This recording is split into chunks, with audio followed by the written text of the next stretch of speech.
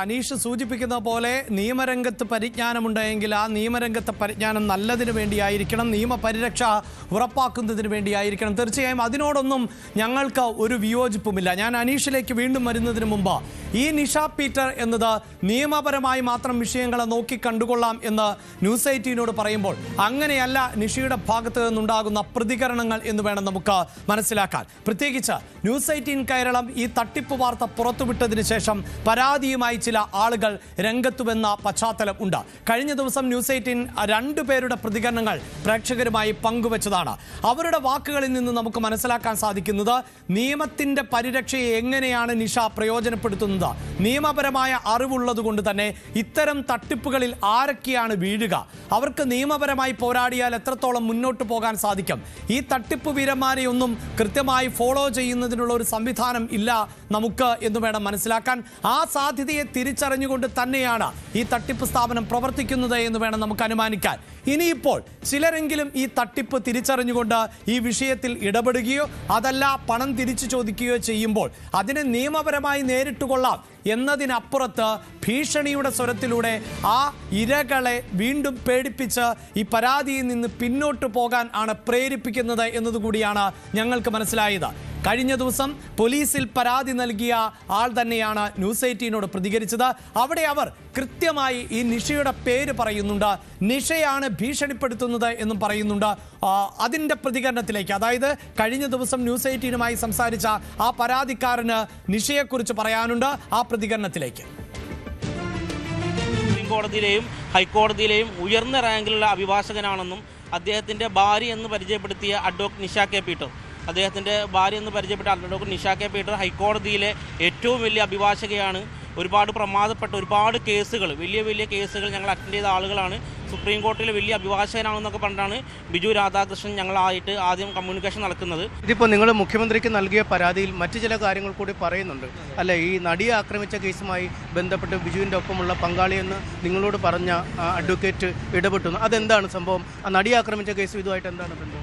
നടിയെ ആക്രമിച്ച കേസിൽ ഞങ്ങൾ ഈ ബിജു രാധാകൃഷ്ണനായിട്ട് ഞങ്ങൾ ട്രൈബൂട്ട് ഹോട്ടലിൽ മീറ്റിംഗ് നടന്നുകൊണ്ടിരിക്കുന്ന സമയത്താണ് എന്ത് ചെയ്തിട്ടുള്ളത്, പെട്ടെന്ന് അദ്ദേഹത്തിന് കോൾ വരികയും എന്നോട് നിഷ ഒരു 5 മിനിറ്റ് എന്ന് പറഞ്ഞ് പുള്ളി മാറി നിന്നു. പിന്നെ അഡ്വക്കേറ്റ് നിഷ കെ പീറ്റർ, സ്വന്തം അദ്ദേഹത്തിൻ്റെ ഭാര്യയാണെന്ന് പരിചയപ്പെടുത്തിയ അഡ്വക്കേറ്റ് നിഷ കെ പീറ്റർ. പിന്നെയാണ് മനസ്സിലാക്കുന്നത് ഭാര്യയെ കൊന്ന കേസിൽ ബിജു രാധാകൃഷ്ണൻ ജയിലിൽ കടന്നപ്പം അദ്ദേഹത്തിന് വേണ്ടി വാദിച്ച വക്കീലാണ് അത് എന്നൊക്കെ ഞങ്ങൾ പിന്നെയാണ് മനസ്സിലാക്കുന്നത്. അതൊന്നും നമുക്കറിയില്ലായിരുന്നു. ഇപ്പോൾ ഏലിയാസിൻ്റെ വീഡിയോ കണ്ടപ്പോഴാണ് അതൊക്കെ മനസ്സിലാക്കുന്നത്. അങ്ങനെ ഒരു സമയത്ത് നിഷ കെ പീറ്റർ ട്രൈബൂട്ട് ഹോട്ടലിൽ കടന്നു വരികയും നിഷയുടെ കൂടെ അന്ന് ഈ നടിയെ ആക്രമിച്ച കേസിലെ 2ാം പ്രതിയായ മാർട്ടിൻ ഉണ്ടായിരുന്നു. മാർട്ടിൻ അന്ന് ജാമ്യത്തിലിറക്കിയത് നിഷയായിരുന്നു.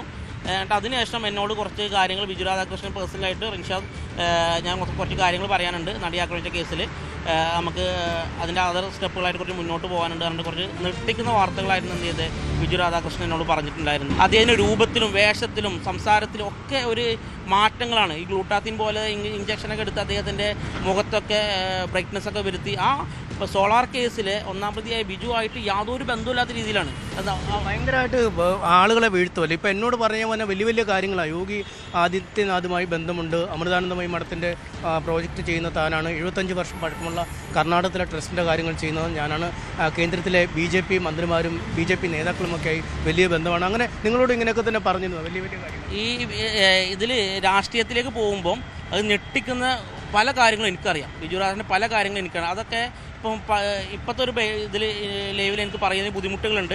അത് നിയമവിദഗ്ധരായിട്ടും എൻ്റെ അഡ്വക്കേറ്റായിട്ടും സംസാരിച്ചാൽ മാത്രമേ പുറത്തു പറയാനുള്ളൂ. പക്ഷേ ആ വാർത്തകൾ പുറത്തു വന്നാൽ അത് കേരളം കുലുക്കുന്ന രീതിയിലുള്ള, വിറങ്ങലിക്കുന്ന രീതിയിലുള്ള വാർത്തകളായിരിക്കും മുന്നോട്ട് വരിക എന്നുള്ള കാര്യം വളരെ വ്യക്തമാണ്. അത്രയും ഭയാനകമായിട്ടുള്ള സംഭവങ്ങളാണ് ബിജു രാധാകൃഷ്ണൻ, അത് രാഷ്ട്രീയപരമായിട്ടും അദ്ദേഹത്തിൻ്റെ ബാക്കിയുള്ള ഇടപെടലുകളിലും ഒക്കെ. കാരണം ഞാൻ ഈ ഒരു പരാതി വന്ന ഉടനെ അന്ന് ഒരു വർഷം ബാക്കിൽ ഒരു 8-9 മാസം മുമ്പാണ് സിറ്റി പോലീസ് കമ്മീഷന് പരാതി കൊടുക്കുന്നത്.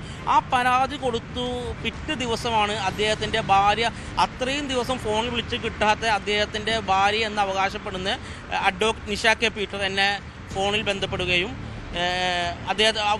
അവരുടെ ഒരു മിസ് കോൾ എനിക്ക് വന്നു. ഞാൻ തിരിച്ചു വിളിച്ചപ്പോഴാണ് എന്നോട് പറയുന്നത്, നിൻ്റെ പരാതി ഇപ്പോൾ ഏത് മേശപ്പുറത്ത് ഏത് ഉദ്യോഗസ്ഥൻ്റെ മുമ്പിലാണ് ഇരിക്കുന്നതെന്ന് ഞങ്ങൾക്ക് വ്യക്തമായിട്ട് അറിയാം. നീ കേസായിട്ട് മുന്നോട്ട് പോവുകയാണെങ്കിൽ നിന്നെ കൊന്നു കളയും, അത് ഞങ്ങൾക്ക് യാതൊരു മടിയുമില്ല. അതിനുള്ള പവറും പണവും ഞങ്ങളെ കയ്യിലുണ്ട് എന്ന് അഡ്വക്കേറ്റ് നിഷ കെ പീറ്ററാണ് എന്നോട് സംസാരിക്കുന്നത്.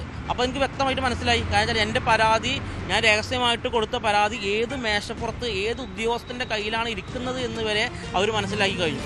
ഇപ്പോൾ ഞാനിപ്പോൾ ഇന്ന് പരാതിയായിട്ട് മുന്നോട്ട് പോയിട്ടുണ്ട്. എൻ്റെ പരാതി ഞാൻ വ്യക്തമാണ്. നിങ്ങൾ പിന്നീട് സൈലൻ്റ് ആയത്, പിന്നീട് ഒന്നും നടപടിക്ക് പോകാൻ അതുകൊണ്ടാണോ ഈ ആദ്യ പരാതിക്ക് ശേഷം? അതെ, എനിക്ക് പിന്നെ അല്ല, ഞാൻ ചെയ്യുന്ന ഓരോ മൂവ്മെൻറ്റുകളും അവർ കൃത്യമായിട്ട് അറിയുന്നുണ്ട്. ഇപ്പോൾ കഴിഞ്ഞ ദിവസം നിങ്ങൾ ഈ വാർത്ത വന്നപ്പോഴാണ് അവരുടെ കൂടെ ഒരു റിട്ടയർഡ് പോലീസുകാർ, സൈബർ സെല്ലിലുള്ള പോലീസുകാരുണ്ടെന്നൊക്കെ വിവരം അറിയുന്നത്. അപ്പോൾ അതായിരിക്കും എൻ്റെ ഫോണിലേക്ക് വരുന്ന ഓരോ കോളുകളും അതിനുള്ളതെന്ന് പറഞ്ഞിരുന്നു. നിൻ്റെ ഓരോ മൂവ്മെൻറ്റുകൾ കൃത്യമായിട്ട് അറിയാം. പരാതിയായിട്ട് മുന്നോട്ട് പോവുകയാണെങ്കിൽ നിന്നെ കൊന്നുകളയും, നിൻ്റെ കുടുംബത്തെ കൊന്നുകളയും. അതിനുള്ള പവറും പണവും ഞങ്ങളുടെ കയ്യിലുണ്ട്. നീ എന്ത് ചെയ്യാനാ? മറ്റേ CBI വിചാരിച്ചിട്ട് പോലും ഞങ്ങൾ എന്തും ചെയ്യാം. എന്നോട് വ്യക്തമായിട്ട് പറഞ്ഞു, CBI വിചാരിച്ചിട്ട് പോലും ഞങ്ങളെ എന്തും ചെയ്യാൻ പറ്റില്ല. അത്രയും വിവാദമായ കേസിൽ ഞങ്ങൾ സിമ്പിളായിട്ട് രക്ഷപ്പെട്ടല്ലോ. ഒരു മന്ത്രിസഭ മുഴുവൻ, ഒരു നിയമസഭ മുഴുവൻ താഴെയിട്ട ആളുകളാണ് ഞങ്ങൾ. എന്നോട് നിശ്ചയമാണ് പറയുന്നത്. ഒരു രാഷ്ട്രീയ കക്ഷിയെ വരെ മുഴുവൻ തകർത്ത ആൾക്കാരാണ്. ഞങ്ങളോട് നീ എന്ത് ചെയ്യാനാണ്? എന്നെ വെല്ലുവിളിച്ചായിരുന്നു, നീ എന്ത് ചെയ്യാനാ? അപ്പം കേസായിട്ട് മുന്നോട്ട് പോവുകയാണെങ്കിൽ നിനക്ക് ഇതിന് വലിയ കാര്യങ്ങളായിട്ടുണ്ടാകാം. നിനക്ക് താങ്ങാൻ പറ്റില്ല. കള്ളക്കേസ് കുറിച്ച് നിൻ്റെ അകത്തിടും, പല കേസുകളും നിൻ്റെ തലയിലേക്ക് അകത്തിടാനുള്ള പവറും പണവും ഒക്കെ ഞങ്ങളുണ്ട് എന്ന് പറഞ്ഞാൽ ഞാൻ അതുകൊണ്ടായിരുന്നു മുന്നോട്ട് വരാഞ്ഞത്. യെസ്, ഇതാണ് പരാതിക്കാരൻ പറയുന്നത്. അതായത് നിഷ നിയമത്തിൻ്റെ വഴിയിലൂടെ സഞ്ചരിക്കാനാണ് തനിക്കിഷ്ടം എന്നാണ് പറയുമ്പോൾ പോലും അങ്ങനെ നിയമത്തിൻ്റെ വഴിയിലൂടെ അല്ല നിഷ സഞ്ചരിച്ചത് എന്നതാണ് ഈ വാക്കുകളിൽ നിന്ന് നമുക്ക് മനസ്സിലാക്കാൻ സാധിക്കുന്നത്. ഒരു പരാതിയുമായി രംഗത്തെത്തിയപ്പോൾ എങ്ങനെയാണ് നിഷ ഭീഷണിപ്പെടുത്തിയത് എന്നാണ് ഈ പരാതിക്കാരൻ പറയുന്നത്. അവിടെയാണ് ഈ ഞങ്ങളുടെ പ്രതിനിധി MS അനീഷ് കുമാർ ടെലിഫോണിൽ ബന്ധപ്പെട്ടപ്പോഴും CBIക്ക് വരെ വ്യക്തമാക്കിയിട്ടുള്ളതാണ് ബിജു രാധാകൃഷ്ണൻ തൻ്റെ കക്ഷിയാണ് എന്ന കാര്യം ഒക്കെ പറയുമ്പോൾ ഇവിടെ ഇതാ CBI അന്വേഷിച്ചിട്ട് പോലും ഒന്നും ചെയ്യാൻ പറ്റാത്ത ഞങ്ങളെ ഇനി എന്ത് ചെയ്യാൻ എന്ന ചോദ്യം പരാതിക്കാരനോട് ചോദിച്ചു എന്നതാണ് ആ പരാതിക്കാരൻ്റെ പ്രതികരണത്തിൽ നിന്ന് നമുക്ക് മനസ്സിലാക്കാൻ സാധിക്കുന്നത്. ഇവിടെ എന്തായാലും അനീഷ്, ഒരു കാര്യം വ്യക്തമാണല്ലോ, ഈ പരാതിക്കാരന് ഇങ്ങനെ ഒരു പേരറിയുക, ഇങ്ങനെ ഒരു പ്രതികരിക്കുക, അതായത് ബിജു രാധാകൃഷ്ണനാണ് ഇത്തരത്തിൽ തട്ടിപ്പിനുള്ള കളമൊരുക്കിയത്, അല്ലെങ്കിൽ ഈ പണം വാങ്ങുന്ന കാര്യത്തിലൊക്കെ ഈ പരാതിക്കാരനുമായി ഇടപെട്ടത്. പക്ഷേ പരാതിക്കാരൻ അങ്ങനെ ഒരു പേരും മറ്റു വിവരങ്ങളും ഒക്കെ അറിയണമെങ്കിൽ ഈ നിഷയെക്കുറിച്ച് സ്വാഭാവികമായി പരാതിക്കാരൻ അറിഞ്ഞിരിക്കണം എന്നതാണ്. അതുകൊണ്ട് തന്നെ ഒരു പരിധിവരെയെങ്കിലും നമുക്ക് ഒരു പരാതിക്കാരൻ്റെ വാക്കുകളല്ലേ അതെങ്ങനെ വിശ്വസിക്കാമെന്നൊക്കെ സംശയമുണ്ടാകാം. എങ്കിൽ പോലും ഈ പ്രതികരണം അത് ആധികാരികമായി തന്നെ നമുക്ക് കാണേണ്ടതായി വരുന്നില്ലേ? നമ്മൾ നടത്തിയ അന്വേഷണത്തിലും ഈ സ്ഥാപനം അവരുടേത് എന്ന് പറയുമ്പോൾ വളരെ കൃത്യമായി ദൃശ്യങ്ങളടക്കം അനീഷിനോടും ഇത്തരം തട്ടിപ്പുകളെക്കുറിച്ച് തന്നെയാണല്ലോ ബിജു രാധാകൃഷ്ണൻ അതേ നിഷയുടെ സ്ഥാപനത്തിൽ ഇരുന്നു കൊണ്ട് പറഞ്ഞത്.